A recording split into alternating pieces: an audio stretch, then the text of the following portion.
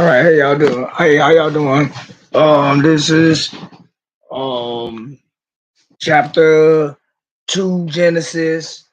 Um, reading in continuation from our last chapter 1, of course.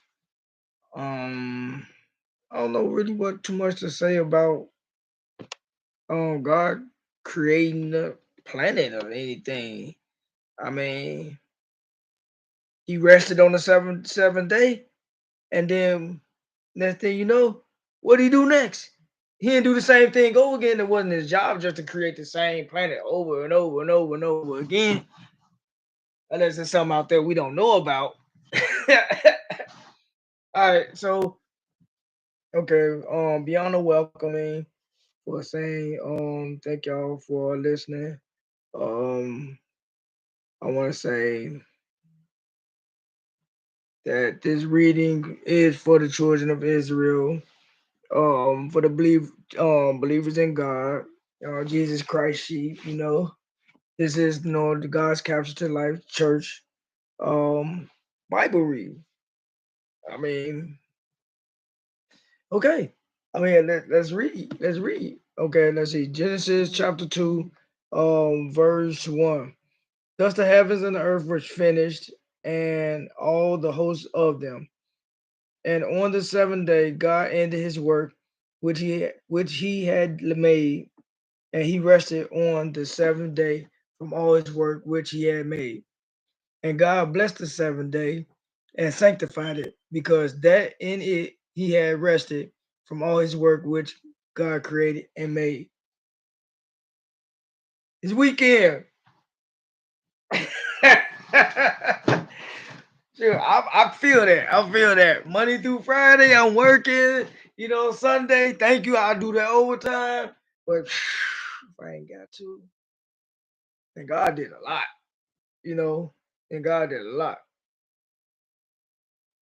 So we're gonna go on to verse 4. It say, "These are the generations of the heavens and of the earth when they were created, in the day that the Lord God made the earth and the heavens." All right. I don't know if they were talking about previously, or is this what they're talking about now? You know what I'm saying? So let's continue reading and seeing what they're talking about. So they might be just talking about what we just read in chapter 1. So let's read what they're talking about in the future. Okay, verse 5. And every plant of the field before it, excuse me, chapter 5. I mean, verse 5, verse 5. And and every plant of the field before it was in the earth, and every herb of the field before it grew, for the Lord God had not caused it to rain upon the earth, and there was not a man to till the ground. Oh, okay, okay, that's deep. That's deep, because I took English, and it said before things grew. Before things grew, I took English, and like if I was to if I was to say I wanted to get an A in this English class, and I have to like use definition words, I say before things grew, God created anything like on day two or day three, when the plants grew. I don't know, no, but technically that's what I'm thinking, you know. So if you got to go back to that, wait a minute, let me finish reading. But there went up a mist from the earth and watered the whole face of the ground. And that's different. That's different. That's not a mist coming like from the sky. That's like a morning dew That's like a thin layer of morning dew that hit the ground.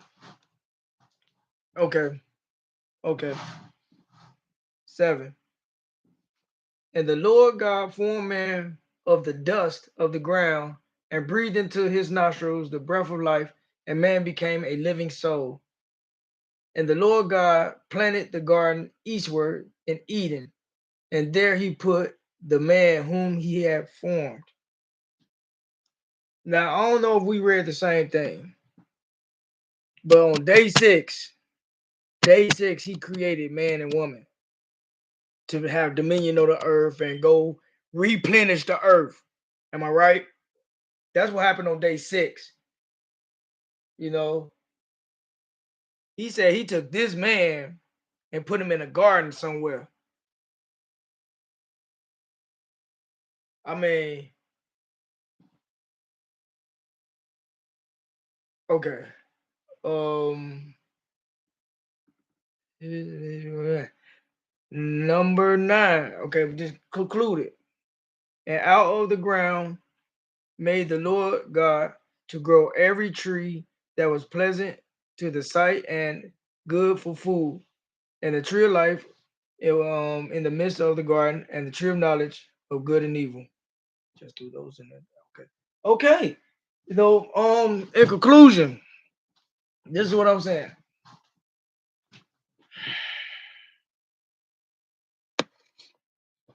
This look like God put together a puzzle. Like piece together something um that to need that mystery, like a new mystery. Because now I'm curious about what did God do um on day 8, 9, 10, 11, 12, and 13, then resting at day 17. I'm curious about that because it looked like, maybe on day 8 he was just nostalgic and what he did on day 2 and 3. I mean, from my understanding, if this is true, if this is true, that means that from chapter 1, we read that God created the earth. And from chapter 2, we learned that God made a man. Then God made the plant life. And wait a minute, God made man and put him in a garden somewhere, put him off somewhere on the same planet. Then they made plants, creepy crawly things, and fowls and minute stuff. Then cattle, and then made man and woman. And now I'm starting to think, and when now I'm starting to think that that man that God put off somewhere was the one that mentioned, let's make humankind in our image. That's what I'm thinking. I mean, that's just me. I'm gonna continue reading and bring you like updates, and we're gonna figure this out. We're gonna figure this mystery out. So we already started. I think God is also already. We already on chapter 2, and then we already see a fork in the road, possible fork in the road, definite fork in the road, definite fork in the road. Besides, a void and water, void, water, and then earth. But we're gonna figure it out. Thank y'all for listening, and um so let's see. Sunday I'm gonna try to do a sermon on God's Caption Life Church. Maybe in this topic, with what we just read about God setting the stage. Because for one, we already looking to see Jesus. We're looking to see the elements and creativity and um origin or purpose why Jesus and inevitably like ended up like the guy that sent his own son to the vineyard. But anyway, thank y'all for listening, and I'll talk to y'all soon.